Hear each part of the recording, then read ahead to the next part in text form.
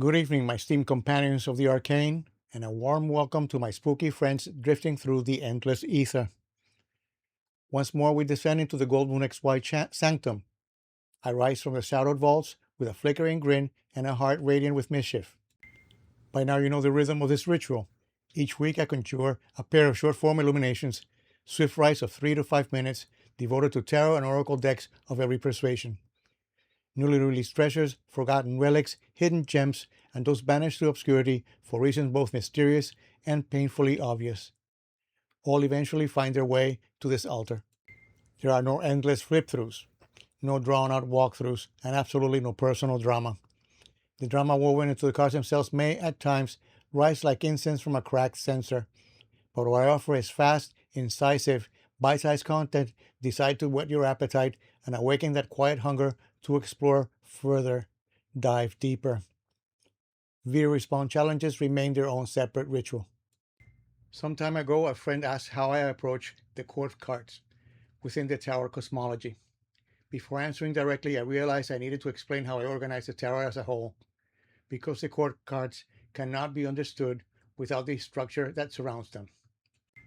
Let me assert that these are personal strategies and by no means universal laws.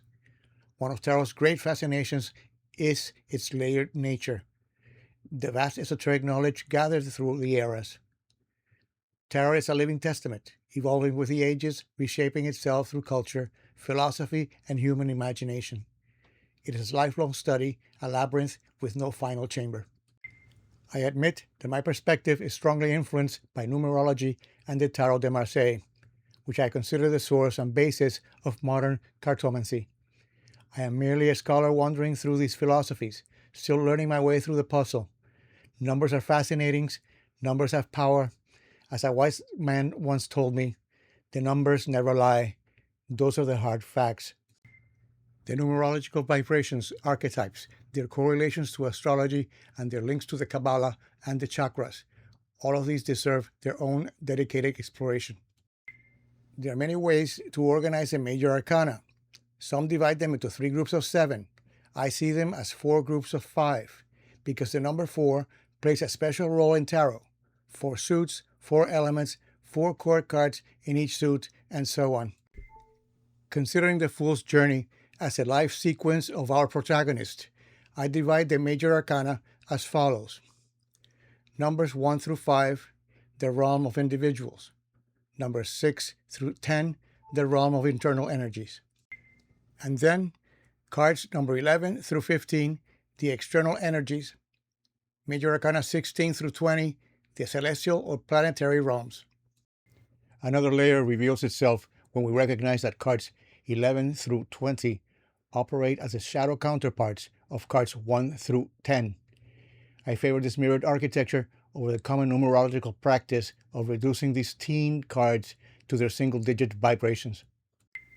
The most striking examples are Arcana number 3, the Empress, and number 15, Death, number 5, the Hierophant, and 15, the Devil, 6, the Lovers, and 16, the Tower. In other words, remove the decimal digit from the second set and the pairings emerge. I leave the remaining correspondences for your own contemplation. As for card number 0, the Fool, and Arcana number 21, the World, they are outliers, converging in the mystical Sephiroth, that, on the Kabbalistic tree of life. That, too, is a discussion for another day. The aces through 10s in the minor arcana carry the energies of the majors 1 through 10, and their shadows in 11 through 20. This approach aligns more closely with the Tarot de Marseille and sometimes conflicts with the RWS system. Keep in mind that the Marseille tradition lies at the foundation of the RWS, as interpreted by Arthur Edward Waite, Pamela Coleman Smith, and the Golden Dawn. And now we return to the original question: how do I treat the court cards? For me, the courts do not represent human archetypes or specific genders. They represent energies, masculine or feminine, inward or outward, contemplative or action-driven. Their structure mirrors their minor arcana. Pages, or card 11, hold the full potential of the suit, as do the aces and the novice experiences of cards 1 through 4. The cycle of 4 returns. Knights, card number 12. Embody cards 5 through to 8. The agent of struggle and movement. Queens, or card 13, embody card 9 and the energy of number 3, the Empress. Abundance, intuition, emotional mastery. Naturally then, the Kings, card number 14, correspond to number 4, the Emperor, in the majors, and card number 10 in the minors, providing culmination, authority, and structure. As a reminder, wands are associated with fire, cups with water, swords with air, and pentacles with earth, with all the esoteric arguments normally attributed to these elements. The icing on the cake is assigning elemental correspondences to the medieval ranks. Fire, knights, imply action.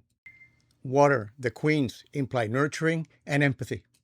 Air, the kings, imply mastery and order, although at times the elements of air and fire are interchanged with the knights. That leaves us with earth, the pages, implying grounding and potential.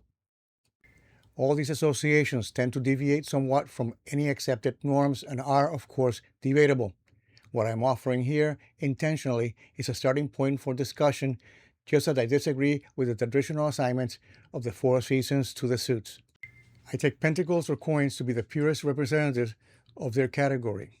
The other suits are simply variants shaped by numerology and elemental correspondences. Astrology and the Kabbalistic tree of life add yet more layers, and there remains so much still to learn. As of today, August 2026, my approach to tarot interpretation is a blend of all these correspondences, guided by intuition, the subject matter, and naturally, the question at hand. The better the question, the better the answer, which is why general readings tend to be so lackluster. Support your artists, support your tarot readers, support the creative publishers who dare to dream. And if you wish to remain attuned to future revelations, subscribe to my channel. Your support means the world to me. Strike that like button with the full force of your soul and intention. This treatise expresses only my personal opinion, shaped by experience and study.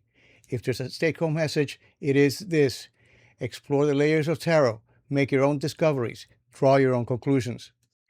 Please share your comments and observations, create your own videos, join the YouTube tarot community. Copy and share this work with friends to help spread the magic. Explore my other projects here on YouTube. If you're interested in any of the decks, feel free to reach out. My email and social links are listed on my channel. You may also contact me through Facebook or Instagram. Until then, wish me luck and let's bring these creations into the world. Warm greetings from the depths of the catacombs. Go in peace, stay spooky, stay curious, dig deeper, and keep on learning.